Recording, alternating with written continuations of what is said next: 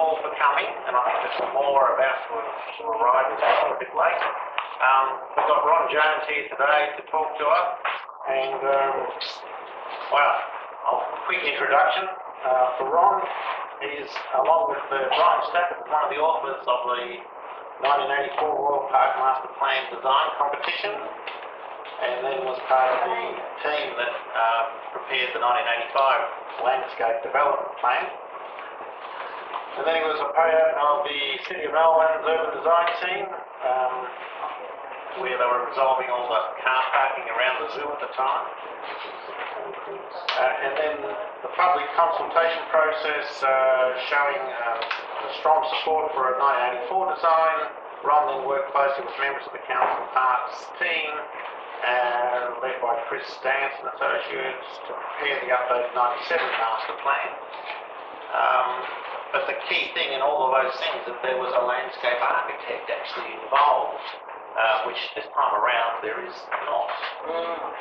Now today we've got, I just want to mention all the groups that are here today. There's us, the Royal Park Protection Group, there's the Friends of Royal Park with Coyote, there's Protectors of Public Land with Fiona, and Parkville Association here. So look, this is really important for all the groups, and thank you for all the members that have come along. But what we'll get Ron to do is basically just run us through some of his knowledge of the park and things that have happened and his thoughts, and then we'll try to conclude it by, I think basically by having a proposal or a motion for the groups of how we're going to move forward to present to the Melbourne City Council to say, look, we want certain things done. And I think Ron will give us a good background on how maybe to achieve that. So, thank you, Ron. Thank you, Paul. And thank you to everybody for actually coming in to sit in a dark room like this on such a glorious day. It's very flattering when you do that, to listen to me. Now, as Paul mentioned, I was one of the authors of the 1984, the winning entry for the 1984 Royal Park Master Plan Design Competition. Now, part of that, the vision for that was mine, but I'd say at least as much, probably more, was Brian Stafford's. Brian tended to be a bit possessive about design ideas, and at one stage, after our partnership had broken up, and when his relationship with the City of Melbourne had gone from pear-shaped to completely non-existent, he said, and I was getting involved in the work around the zoo car park. Brian said to me that he thought it would be better that if he wasn't working on the designs for the projects in the park, it would be better to start with a completely new master plan. And I disagreed with him, and I still disagree with him. And part of that, I think, is just an issue of pragmatics. I mean, a project like Royal Park, to see it come to fruition, takes more than one person's career. Brian's death last year obviously dropped that point home, and I don't think that I'm going to be standing around talking to people about Royal Park in another 40 years' time either. I think it's, if you want a project like this to happen and to be resolved, it's got to be something that people take on, you hand over, and you sort of rely on other people to help implement it. Now with that, the issue though of continuation versus a new start, I think the City of Melbourne with the new draft master plan has tried to have it both ways. But as you know, the council ran a consultation process in 2023 for a refresh of the master plan, and then they issued the draft master plan last year, which itself claims, and I quote, "It will stand alone as a new master plan with a new framework, creating a new legacy of its own." Now, I think that's a big change of direction from refresh to replace, and I think it's also a lie. I really don't think the draft master plan does create a new legacy of its own. It leans very heavily on the 1984 design competition drawings, reusing them to create, I think, a sense of continuity and perhaps legitimacy, but changing them in some really important ways. In the new draft plan, you may have noticed that one of the drawings of the sort of woodland scene, the silhouettes of trees, they've inserted Photoshop goalposts into the scene. And another one, the grasslands. Diagrams are all Yes, of the grasslands, they've inserted a path as a major feature in the view. These are all deliberate shifts. They can't say they're accidental. And they're all turning it from an emphasis on a natural landscape to a built landscape that sits in the city. So it's, and to me, it's extraordinary that they make those changes, and in the same document criticise the 1984 plan as they say the previous master plan celebrated the park's post-settlement heritage. And I think that's what you call disinformation, really. I mean, it's when what they're proposing is really to focus on all this build work. They show the city towers and the skyline rather than the sort of skyline of trees. So it's all about bringing the city in rather than the focus on nature. Now, I think it was actually really rude and inappropriate to change my drawings like that. But I don't want to come across as being defensive about my personal work. When I think if you look at Grace Fraser's work in the Native Garden, if you look at all of the shortlisted competition entries from 1984, including ours, you'd see that there are a lot of repeating ideas across all of them. When the master plan was reviewed in 1997, it was the community support for the 1984 plan that kept it on track. Had that support not been vocalised, council would have quite happily started from scratch again in the 90s. In addition, I think there are people, council staff, like Bruce Cartwright, some years ago, Jim Morton, who's still there, who've been quietly chipping away, getting some really nice things done when Jim Morton was project manager for the Flowering Meadow planting along Gatehouse Street, which is really beautiful. And then there are consultants like Rush Wright doing the work on the wetlands, which is a fantastic project. So I think it's really impossible to say whose ideas are which or whose efforts actually matter the most. And in fact, I think it's even fair to say, to go back further, that even before the 1984 design competition, a lot of the values that were picked up in the design were very well articulated by the community and the discussions and the rejection of the plans that had been prepared before that. So in a way, I think you'd have to say that what's been achieved in Royal Park so far has been a pretty extraordinary team effort. But I think it's also important to recognise that that idea of teamwork or groups producing designs can be a very tricky subject. Collaboratory, interdisciplinary design work in my world is routine, but the sort of idea of design by committee is really problematic and often doesn't work. I absolutely hate design charrettes where I think glib ideas and bulleting tend to sort of push aside sort of quiet consideration. And I also had doubts about how a lot of community consultation processes work. I mean, particularly like the sort of Participate Melbourne thing. You might have noticed there was an article yesterday in The Age where a Melbourne University researcher said, and I quote, "Community consultation on major projects has become a cynical exercise in gaslighting the public to secure support for a predetermined outcome." Now, I don't think things are always that bad. And to talk about gaslighting, I'm certain that incompetence is more widespread than conspiracy.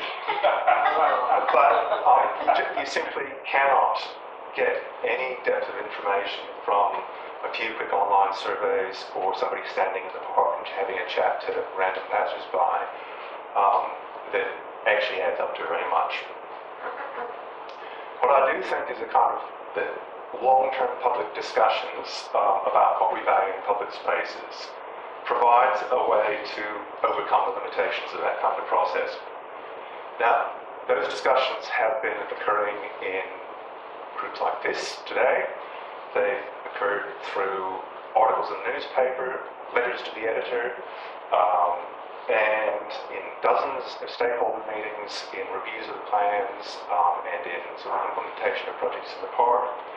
And again and again and again, they've occurred at RMIT and Melbourne Uni and design studios where generations of landscape architecture students have actually been brought up sort of talking about Royal Park.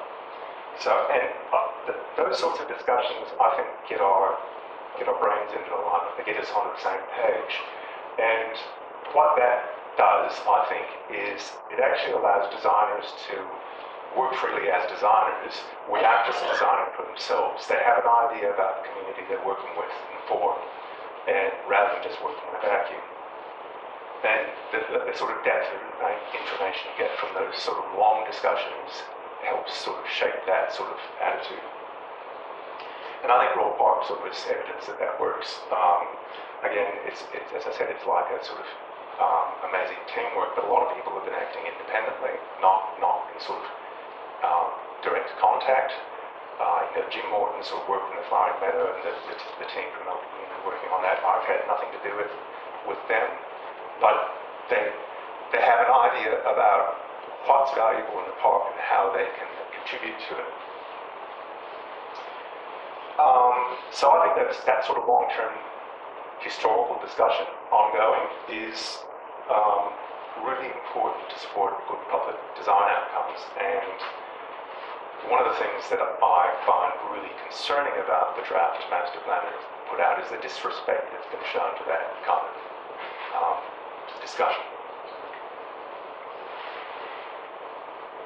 Now, I guess in mentioning what's been achieved in Royal Park, I specifically meant to say so far when I said that, because I do think there's more to do. I don't really want to sort of spend a lot of time picking out specific faults in the plan. In a way, I'm more concerned about how to move things forward. I don't think it's, I think there's things about Park that can be improved. I don't think the right thing to do is just stop everything and keep it exactly as it is. And I guess in doing that, I think there are two big questions to ask. One is, what does a master plan need to do? And how will it be implemented? The implementation, I think, is in plans like that. It's usually left to the last, and it's usually not really addressed very well at all. But it does deserve attention early on. If you don't have a good sense of how something is going to be implemented, it's almost inevitable that there's going to be a misalignment between your ambitions and what comes out at the end. And so the usual answer to the question about how master plans are implemented is partially at best. And if you look through the 1997 master plan, all the number of recommendations as I have, and look at the ones that have been implemented and not, those that have been acted on are a tiny minority of the recommendations in that plan. The new draft plan says that most of the 1984 plan has been implemented, but the 97 plan really drew very heavily on the 1984 plan, and it's mostly not implemented.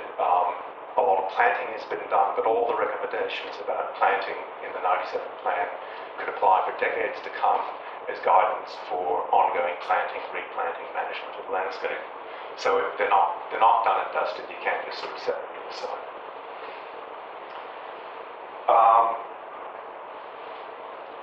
Now, I think part of that inaction in implementing plans results because of the way council budgets tend to reflect departmental silos. It always happens. Budgets framed around things like programs like rebuilding sports pavilions. Council ran a sort of program of rebuilding several of the pavilions in Royal Park over the past few years. And so you get a situation like Brent's Pavilion has been reworked twice, I think, in 30 years, and the recommendations in the master plan for dealing with the landscape around it haven't been dealt with. Now I know that I know some people who worked on those. They've tried to sort of stretch the project to deal with surrounding issues, but it's a pretty rare situation when a project budget can go beyond the bare bones of a brief. If the brief and the budget are framed around just the building, that's what you're going to get. So you wind up with programs that just deal with these bits and pieces, and all the sort of, what to me is what makes the park is about the way everything fits together. It tends to be left untended. Another aspect of implementation is maintenance and landscape management. Now, a lot of what's been done in Royal Park is planting and shifts in the way the landscape is managed, and not mowing everything excessively, that kind of thing.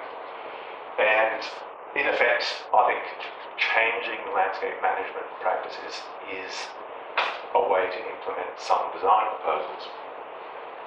But that's a very, very different process from the sort of normal practice in design professions of drawing something up, writing a specification, getting a contractor in, managing the contract to build something. It's a totally different kind of mindset about how things unfold.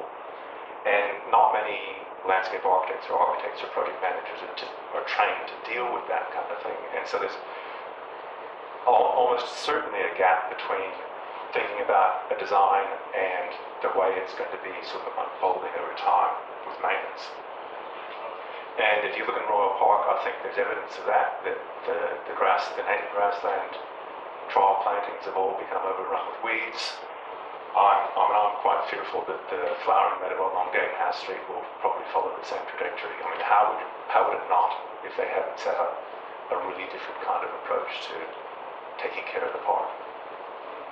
It'd be heartbreaking when it does. Now, the draft plan suggests burning as a management technique for grasslands, and that could be really interesting to explore. But I think, I just consider this sort of thing that if you want to, say, build an area of concrete paving, there are established design standards for how thick it needs to be, what sort of reinforcing you need to put in it, how closely the construction joints, expansion and contraction joints need to be in order for that concrete paving to do the job you want it to do. I don't know of any technical knowledge or standards at all that would provide guidance for the design of fire-managed grasslands in a city park. This just doesn't exist. I know there are people who are doing some research about burning as a landscape management, but to do that in a city park, what's that mean? Does it mean you need little beds of native grasses with big wide fire breaks around them, or does it mean you need fire hydrants at every 50 metres and grid across the whole park, or do you need to have access ways for the fire brigade to bring their engines through all over the place? I don't know. It's an unknown. And I think that to sort of say, well, completely say, we're going to do fire burning in the park without having any sense of what that actually translates into is just kind of delusional, really.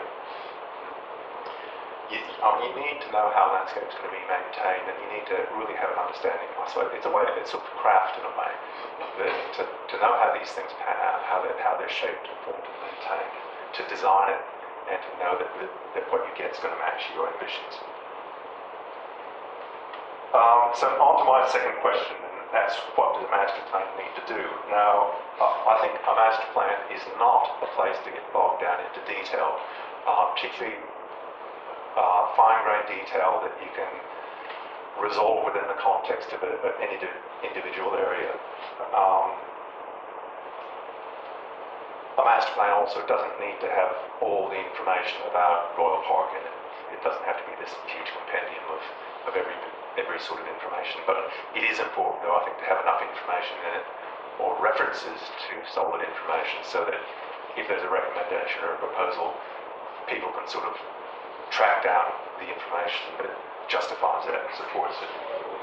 I think broadly the purpose of a master plan is coordination, so that it enables future projects, more detailed planning within separate precincts to go ahead individually, but knowing that they connect to other things, that they coordinate, that everything will add up to a whole that's bigger than the individual parts. For Royal Park, I think, in my sort of mind, there are four key things to resolve at this level.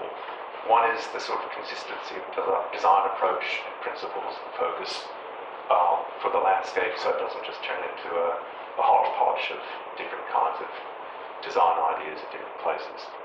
Another is land use planning that's allocating different sorts of uses, including non-human ones like sort of habitat, to appropriate areas, and making certain that the sort of impacts of one use on the other are sort of managed in a way that they're not sort of wrecking each other. Another is planning the roads and paths so that you have a circulation network that connects one part of the park to the other. And at the moment, if you want to go for a walk across the park, you can go a certain distance on paths, and then it's sort of, you've got to kind of win. And if, for example, if you were wanting to look at paths on this side of the railway cutting near the urban camp and build a path which was recommended in the 97 plan but hasn't been built, that would connect you across to the western part of the park, you'd want to know how you're going to cross the rail line before you design that path, because if you don't know where it's going to connect, you can't sort of work out the alignment here. The other thing I think is, fourth thing is planning for the integration of major projects that will have knock-on impacts on other areas, and the one immediate one project is the level crossing removal project, which is likely to raise the level of the tracks extending well into Royal Park and have an impact on surrounding landscape, and I haven't seen anything that explores the impact of that at all. So I think the draft master plan fails to deliver on all four of those major things. It models the design concepts that have been guiding the park since '84. It doesn't really deal with the circulation networks seriously. It sort of the way it deals with land use planning is pretty arbitrary. And as I said, it doesn't sort of even touch the level crossing removals, and it doesn't deal with the probable revival of the East-West Link project when at some stage the Liberals get back into the state government. Now, I think the first of those things should be an easy thing to resolve. I think, frankly, they just need to stick with the images and concepts of the 1984 plan without sort of diddling around with them. I do think there's probably a need to explain the idea about how they're supposed to work, that they're intended to represent what's important as a focus for people's experience of the park. They're not pictures of what the park will be. They're not, so they're not showing paths, they're not showing yellow posts.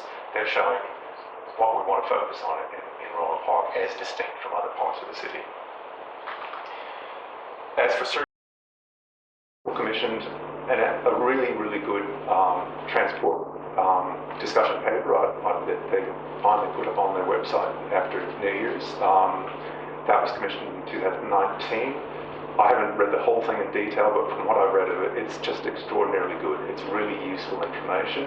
It needs a landscape architect to sort of absorb that and pull it together on a plan, but there's a solid basis of work, of real work there to proceed with. I do not understand why that was just ignored in the draft. The land use planning issue, I think, needs a substantial new piece of work equivalent to the transport discussion paper that includes survey work, survey of habitat, sort of ecological values, that weighs up the pros and cons of different locations, that looks at impacts of lighting on habitat, that looks at the relationship of location of sports facilities to access routes and existing support facilities and pavilions and things like that. That's a big piece of work. The East-West Link is actually addressed in the transport discussion paper, and there's some useful suggestions in that, I think. But I think it looks to me that the transport discussion paper predated the level crossing removals proposals for the upfield line, so there's no mention of that.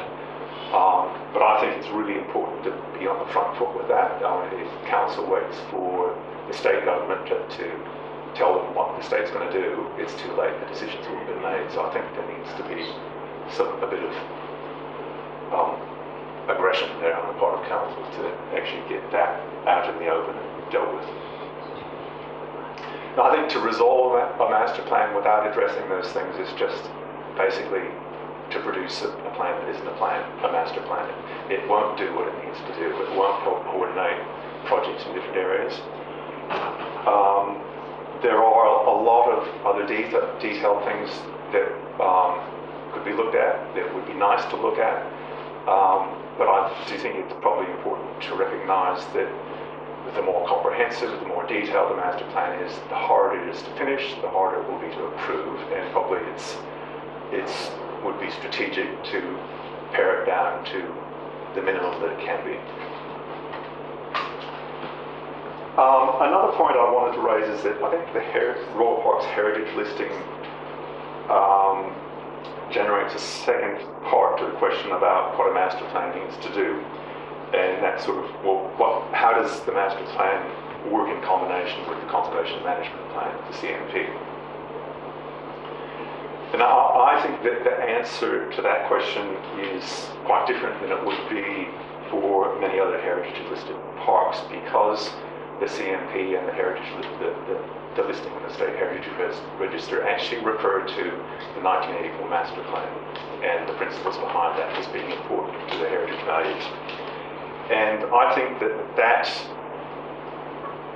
mention of the master plan as being important within the heritage listing means that the CMP and the master plan need to work together in a sort of partnership in a way that you wouldn't expect so much, say, in the Carlton Gardens and exhibition building, where probably the conservation management plan has the superior status, the one with legislative framework, and you probably don't really need a master plan. What you would need is an implementation plan that goes with the conservation management plan. So I think Royal Park's a different kind of situation from other heritage sites in that respect.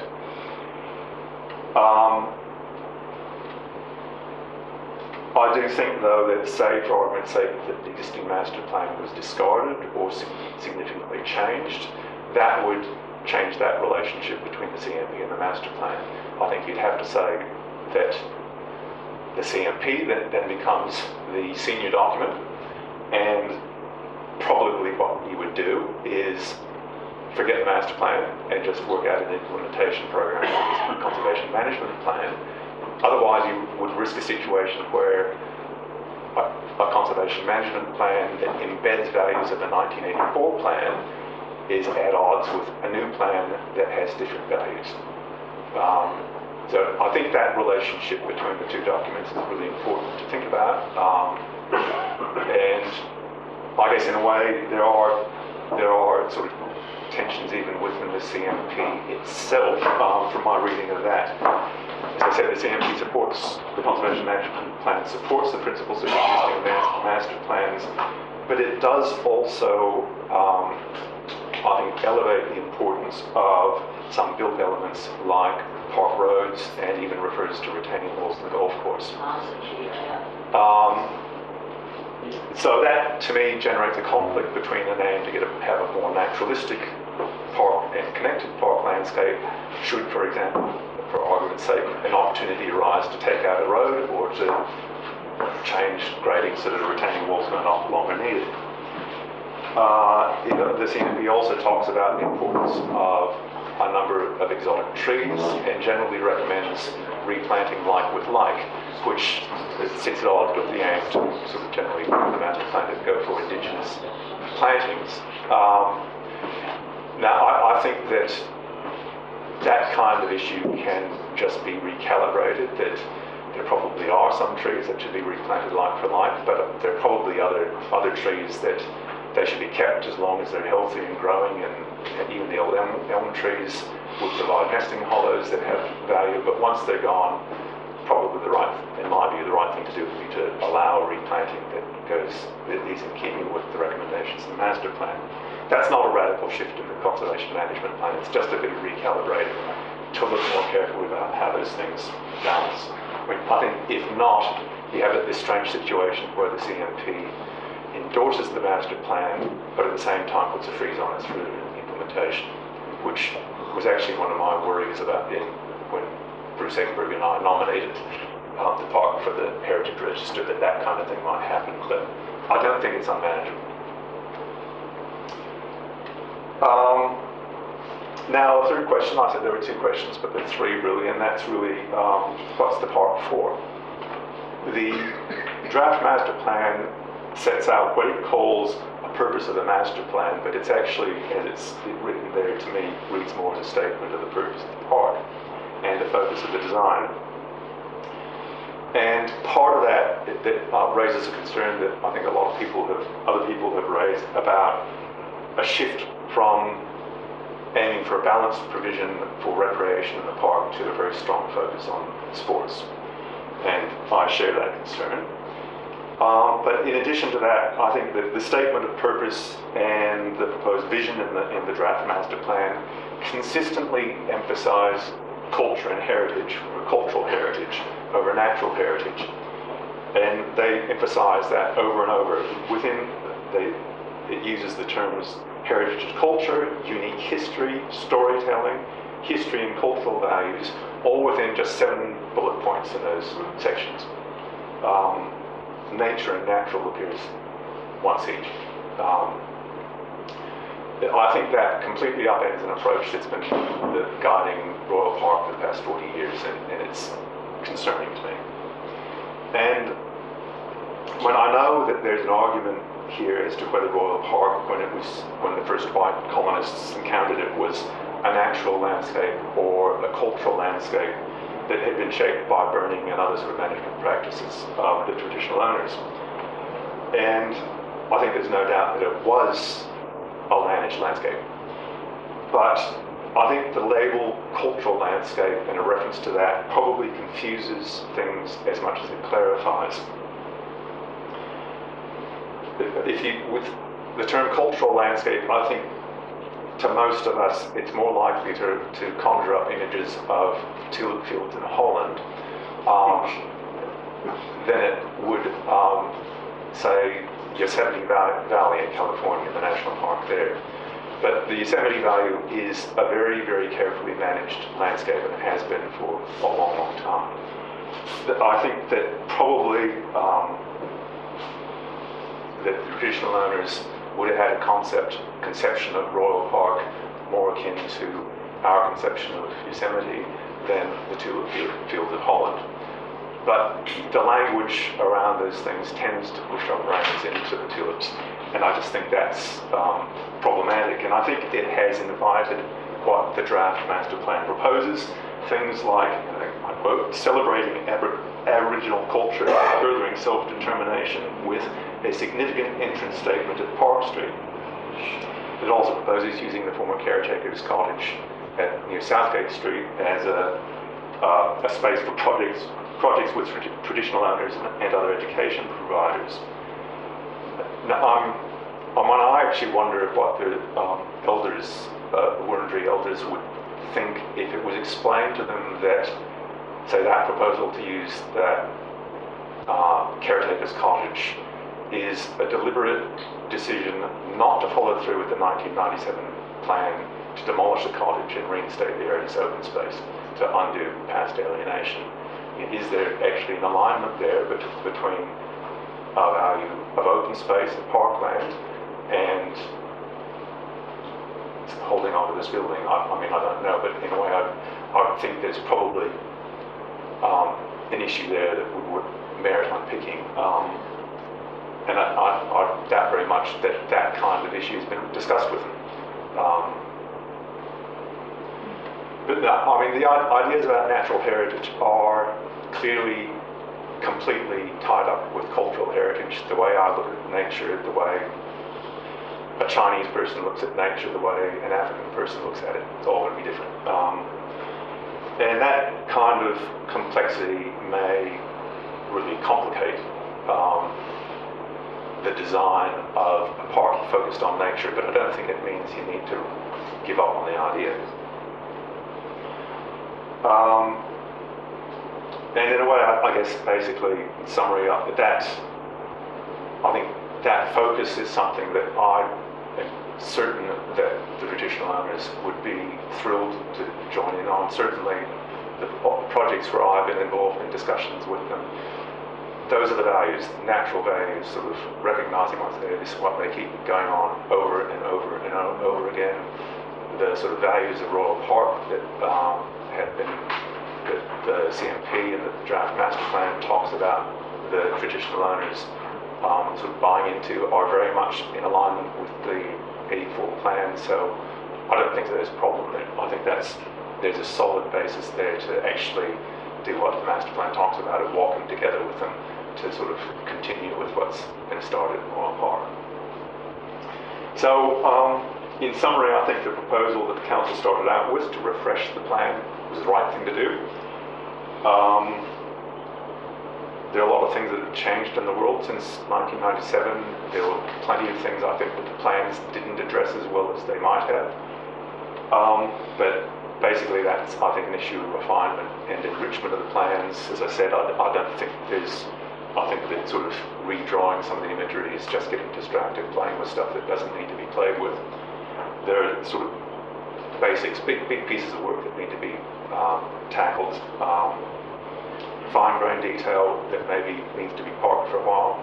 It'd be nice to get into it and see it resolved, but the big issues I think need to be looked at first. So the Kay sort of raised before I spoke the sort of issue about, I suppose, implications of what's next. I think that first thing is to be certain that councillors have absolutely no doubt that they can't support the plan as it stands, that it's not good enough. That needs to be driven home.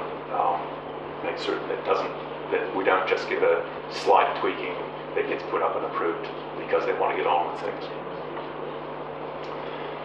I think to get a well-developed master plan, there are two things. One is probably to set up some sort of, as the sort of Institute of Landscape Architects has recommended, set up some kind of advisory committee or steering group that includes a mixture of professional skill and probably some local representation to try to keep things on track and identify the kinds of work that need to be done, the kind of people who need to do it, help line up the talent that's needed to do it. And in that, I think the council does need to bring in consultants to work on the project. There is a need for technical expertise, ecological information. There's good solid work with the transport study, but that kind of technical information. But there is a need for, spruiking my own profession, landscape architectural expertise to be able to take that sort of detailed information, look at how it comes together and lands on the ground and how it all fits together.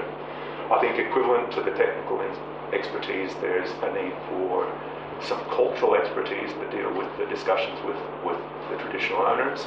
And I think it's important that is very closely tied into the landscape architectural team. If there's just a kind of separate discussion process happening somewhere else between the traditional owners and the bureaucracy in council, that's not going to allow the kind of dialogue you need for a really good, productive outcome. So that needs to be connected into the consultant team very clearly. So that's my rant. Happy to take questions, just turn it into a general discussion. Don't throw tomatoes.